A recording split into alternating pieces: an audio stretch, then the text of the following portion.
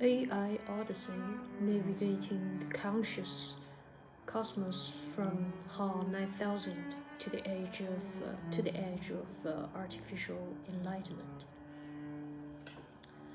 HAL 9000, or HAL, is a fictional artificial intelligence character and main big enemy in Arthur C. Clarke's Space Odyssey series.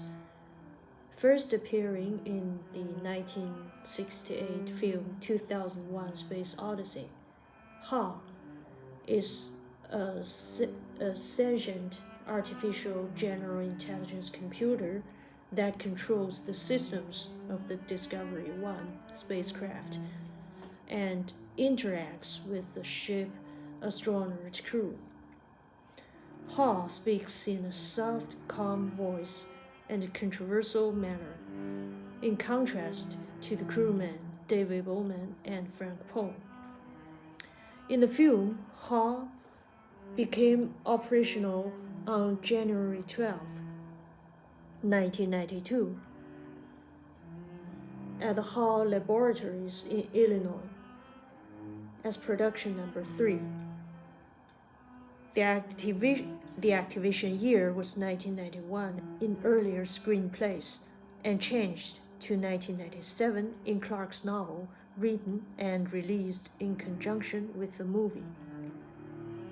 In addition to maintaining the Discovery 1 spacecraft systems during the interplanetary mission to Jupiter or Saturn in the novel, HAL has been shown to be capable of speech synthesis, speech cognition, facial recognition, natural language processing, lip reading, art appreciation, interpreting emotional behaviors, automated reasoning, spacecraft piloting, and computer chess.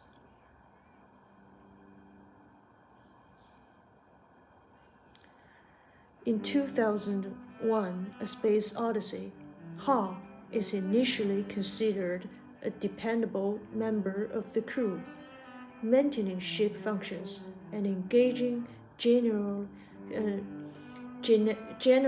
with his human crewmates on the equal footing. As a creational activity, Frank Poe plays chess against HAL. In the film, the artificial intelligence is shown to triumph easily. However, as time processes, HAL begins to malfunction in subtle ways, and as a result, the decision is made to shut down HAL in order to prevent more serious malfunctions. In the film, astronauts David Bowman and Frank Poe consider disconnecting HAL's cognitive circuits when he appears to be mistaken in reporting the presence of a fault in the spacecraft's communication antenna. They attempt to conceal what they are saying, but are unaware that HAL can read their lips. Faced with prospect of disconnection, HAL decides to kill the astronauts in order to protect and continue his programmed directives. HAL uses one of the Discovery's EVA pods to kill Poe while he is repairing the ship. When Bowman, without a space helmet, uses another pod to attempt to rescue Poe, HAL locks him out of the ship, then disconnects the life support systems of the other hibernating crew members. After HAL tells him, "This mission is too important for me to allow you to jeopardize it," Bowman circumvents HAL's control, entering the ship by manually opening an emergency airlock with his service pod's clamps, detaching the pod door via its explosive bolts. Bowman jumps across empty space, re-enters Discovery, and quickly pressurize the airlock. While Hall's motivations are ambiguous in the film, the novel explains that the computer is unable to resolve a conflict between his general mission to relay information accurately and orders specifically to the mission requiring that he withhold from Bowman and Poe the true purpose of the mission. With the crew dead, Hall reasons he would not need to lie to them. Bowman then proceeds to shut down the machine.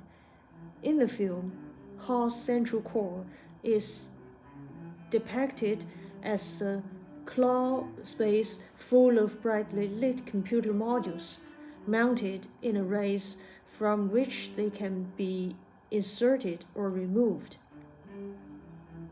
Bowman shuts down Hall by removing modules from service one by one. As he does so, Hall's consciousness degrades. Hall finally reverts to material that was programmed into him early in his memory, including announcing the date he became operational as 12 January 1992, in the novel 1997. When Hall's logic is completely gone, he begins singing the song Daisy Bell as he gradually deactivated. Hall's final action of any significance is to prematurely play a pre-recorded message from Mission Control which reveals the true reasons for the mission to Jupiter. Now I'm going to read some paragraphs of the relevant chapters of the book 2001: A Space Odyssey regarding the consciousness of Hall and the destination of Hall.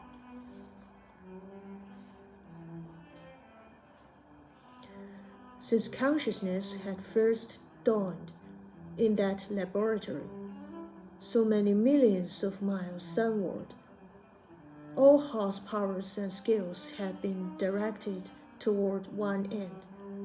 The fulfillment of his assigned program was more than an obsession. It was the only reason for his existence. Undistracted by the lusts and passions of the organic life, he had pursued that goal with absolute single-mindedness of purpose. Deliberate error was unthinkable. Even the concealment of truth filled him with a sense of imperfection, or wrongness, of what, in a human being, would have been called guilt. For like his makers, Hall had been created innocent, but all too soon a snake had entered his electronic Eden.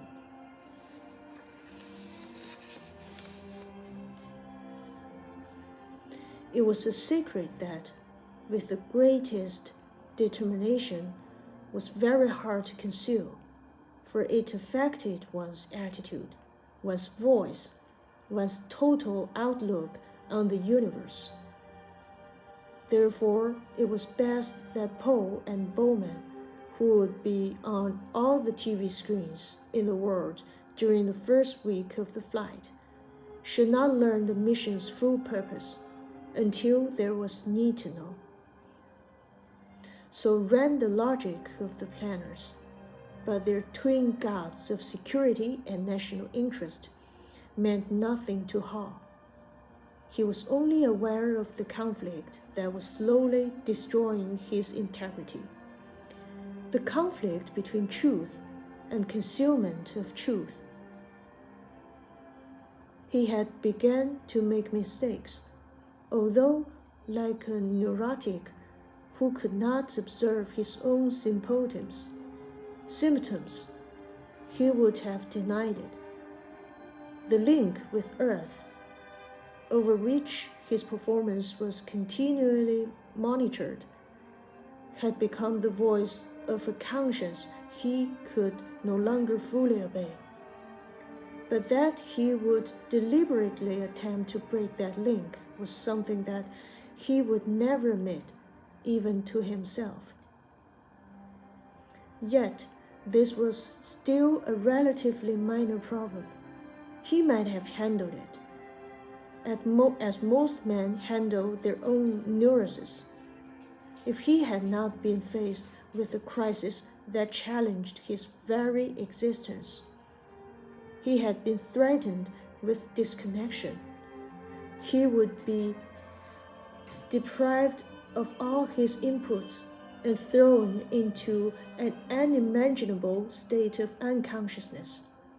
To Hall, this was the equivalent of death, for he had never slept, and therefore he did not know that one could wake again. So he would protect himself with all the weapons that he command, without rancor, but without pity.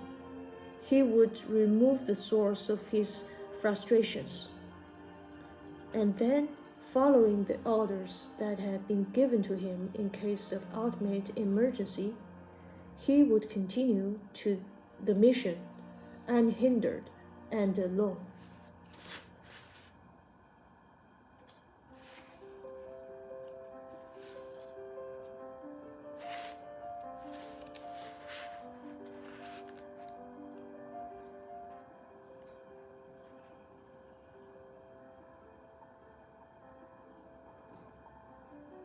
"Hello, Dave," said Hall presently. "Have you found the trouble?" This would be a very tricky operation. It was not merely a question of cutting off Hall's power supply, which might have been the answer if he was dealing with a simple, unself-conscious computer back on Earth. In Hall's case, moreover, there were 6 independent and separately wired power systems, with a final backup consisting of a shielded and armored nuclear isotope unit. So he could not simply pull the plug, and even if that were possible, it would be disastrous. For Hall was the nervous system of the ship. Without his supervision, Discovery would be a mechanic corpse. The only answer was to cut out the higher centers of his sick but brilliant brain, and to leave the purely automatic regulating systems in operation. Bowman was not attempting this blindly, for the problem had been discussed during his training, though no one had ever dreamed that it would arise in reality.